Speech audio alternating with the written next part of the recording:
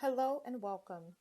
This session is the 10th in a series of modules that will provide resources and tools for school leaders in preparation for leading in a remote learning environment this school year. Thank you for taking the time to view this module. We hope that you find the learning, resources, and tools to be helpful. Let's get started. This slide represents the strategic priorities across all of the Department of Education. The professional development training and resources that are being offered align with our educators' priority, and we hope that the resources that we provide offer the support that you need to ensure that teachers, staff, and students are on a path to success. I would like to start this session by sharing this quote. The real purpose of observation and feedback is not to evaluate teachers, but to develop them. This is a quote from one of my favorite books by Paul Bambrick Santoyo. Feedback is an essential element of teacher development. Classroom observations have always been a standard method for assessing teachers' instructional capacity. Even with the transition to a remote learning model, providing feedback and building the instructional capacity of teachers still has to be a priority. Observation, feedback, and coaching cycles can still happen in a remote environment. Please take a moment to read the objectives for this session, as they will guide the time that we spend together.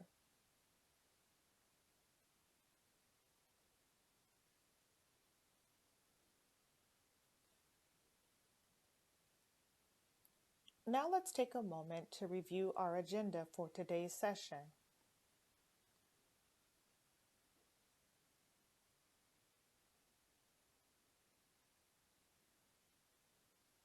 Let's get ready to dive in. You already have a tool at your disposal that you can leverage to observe and provide feedback to teachers. The Tennessee IPG is a tool for lesson observation and is aligned to the high-quality instructional material implementation. You may recall that the Tennessee IPG is broken down by core actions, which are big ideas for high-quality instruction, and is further broken down into indicators, which are observable behaviors during high-quality instruction. Using this tool for observation and providing feedback will give common language to describe instruction and provide actionable feedback. Let's take some time to review the core actions. We will start with core action 1 for literacy instruction. If you are observing core action 1, the focus is on high quality text being at the center of instruction. If you are observing in a remote environment, you should see the following evident. A majority of the lesson is spent reading, writing, or speaking about the text. The anchor text or texts are at or above the complexity level expected for the grade and time in the school year. And the text or texts exhibit exceptional craft and thought, and or provide meaningful information in the service of building knowledge.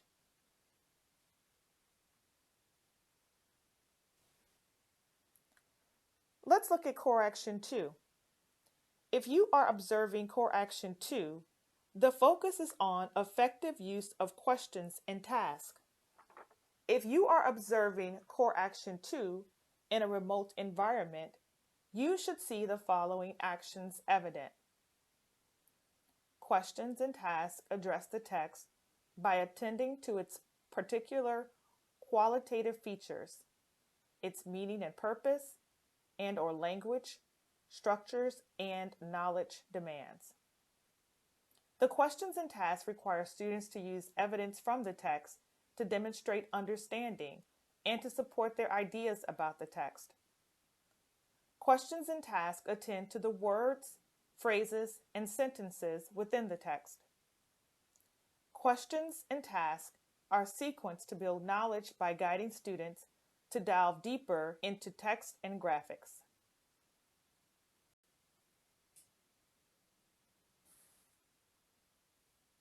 And finally, let's look at Core Action 3. If you are observing for Core Action 3, the focus is on opportunities for student engagement. If you are observing Core Action 3 in a remote setting, you should see or hear the following actions. The teacher poses questions and tasks that allow for students to do the majority of the work, and students engage in these opportunities via speaking, listening, reading, and/or writing. Teachers expect evidence and precision from students and probes students' answers accordingly. And students then provide text evidence to support their ideas and display precision in their oral and written responses. The teacher cultivates reasoning and meaning making by allowing students to productively struggle and students persevere through difficulty. The teacher creates conditions for students' conversations where students are encouraged to talk and ask questions about each other's thinking, and students engage in those opportunities in order to clarify or improve their understanding.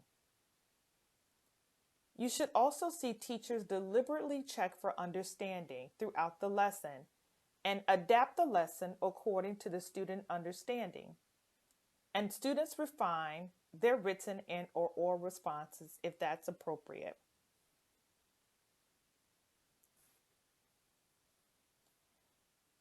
Thinking about building teacher capacity in a remote environment may seem like a daunting task, but it is possible. Think about your current practices. You are already engaging in feedback cycles with your teachers and likely have systems and structures to support this aspect of leadership work. There are 4 key points to remember for giving feedback. Observe frequently and consistently. Frequent informal observations will give you insight into the quality of instruction that is taking place in the remote setting. Give effective feedback.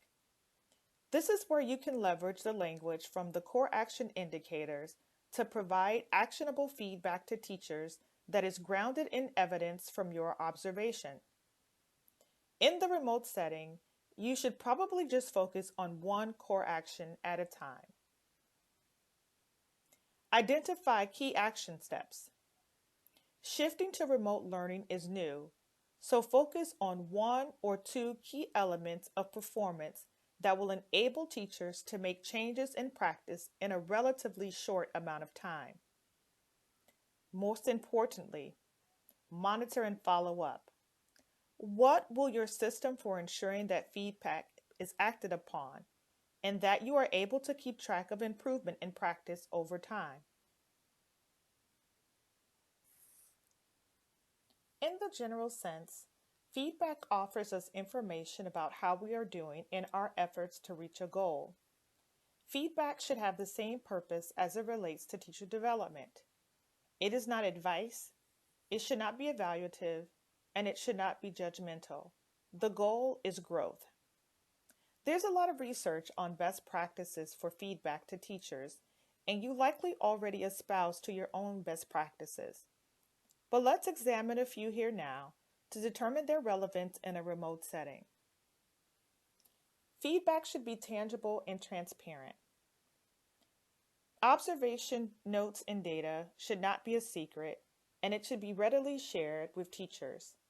In a remote setting, this can happen via telephone or video chats like Zoom or through direct communication in an LMS.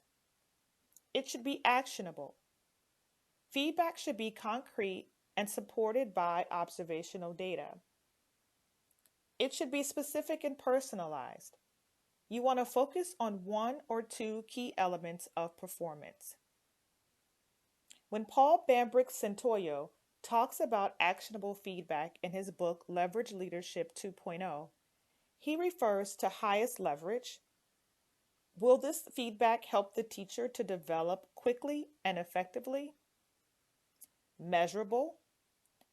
Are the action steps ones that the teacher can practice and you can be explicit about the what and how? Is the feedback bite-sized? Is the teacher able to make the change in a week? If not, the action step is not small enough. It also should be timely. The sooner the feedback is given, the better, in order to effectively facilitate change in practice as well as reflection. In a moment, you will pause this recording to plan for providing feedback to your teachers in a remote setting. You will need to get a copy of your intended instructional day schedule. You will need to download the resource number 1 that accompanies this module entitled Observation and Feedback Tracker.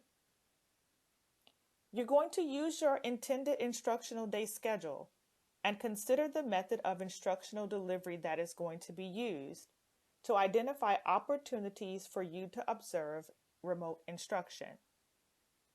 Your task will be to create a schedule to observe instruction within the first 30 days of remote learning.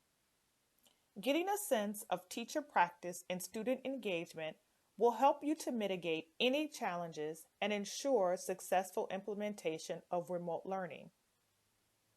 And finally, you will explore the tracker and determine how it might be adapted for your context. Go ahead and pause the recording now. When you have completed your planning, resume the recording so that we can close out our time together.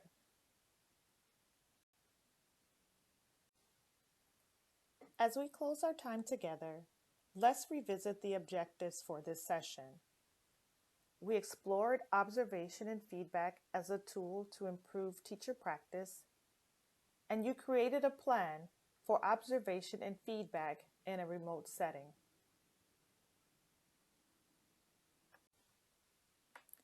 Thank you for viewing this module, but more importantly, thank you for all of the hard work and planning in preparation to ensure a path of success for the teachers and students in the state of Tennessee. We hope that you have found these resources to be relevant and useful. Best to you as you start this school year.